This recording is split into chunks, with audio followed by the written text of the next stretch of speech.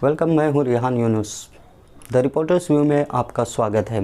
आज महाराष्ट्र असम्बली में नौमुंतखब अरकान असम्बली की तकरीब हल्फ बर्दारी हुई। बरसरी इक़्तिदार बीजेपी, शिवसेना और एनसीपी के अरकान असम्बली ने अपने ओहदों का हल्फ लिया। वहीं मजलिस इत्तेहादुल मुस्लिमीन से मालेगांव के नौमुंतखब रुकन असम्बली मुफ्ती मोहम्मद इस्माइल कासमी ने भी अल्लाह के नाम पर अपने ओहदे का हल्फ लिया। पर हलफ लेता हूँ कि भारतीय कानून की पासदारी करते हुए भारत की अखंडता और सालमियत के लिए जद्दोजहद करता रहूँगा और बहैसियत एमएलए अपनी जिम्मेदारियों और अपने फ़राइज़ को पूरी ईमानदारी के साथ अंजाम देता रहूँगा। जय हिंद, जय महाराष्ट्र। वहीं दूसरी तरफ ईवीएम के खिलाफ रियासत भर में एहतजाज किया गया। अपोजिशन पार्टियों ने तकरीब हल्फ बर्दारी का बायकॉट किया। रियासत के कई इलाकों में हज़ारों मुजाहिरीन ने ईवीएम, इलेक्शन कमीशन और बीजेपी सरकार के खिलाफ नारेबाजी की। बीजेपी हुकूमत को चोरी की सरकार कहा गया।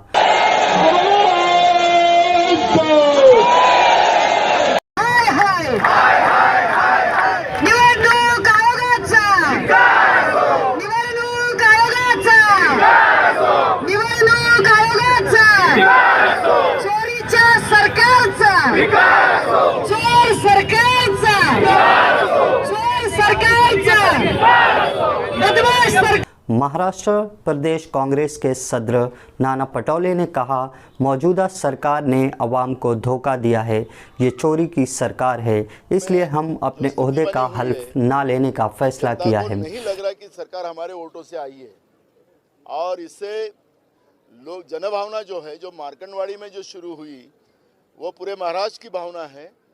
और आज मॉक पोलिंग को भी अगर चुनाव आयोग विरोध करती है, सरकार विरोध करती है, तो उसके पीछे का कारण ही है कि ये सरकार गड़बड़ी से आई हुई है, लोगों के वोटों को चुरा के आई है।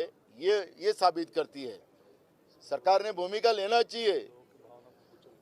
सरकार ने ये भूमिका लेना चाहिए कि हाँ, मॉक पोलिंग हो रही है ना, तो होने दो गाँव में मॉक पोलिंग, समझने दो एक बार क्या हुआ।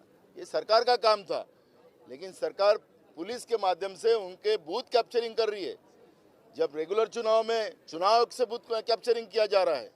और इसलिए आज हमने विधानसभा की वो जो रहती है एमएलए, नए एमएलए की, वो नहीं लेने का हम लोगों ने निर्णय किया है। हम लोग उसके ऊपर आज उसका बहिष्कार किया है और ये भूमिका हम जनता की भावनाओं को रख के कर रहे हैं।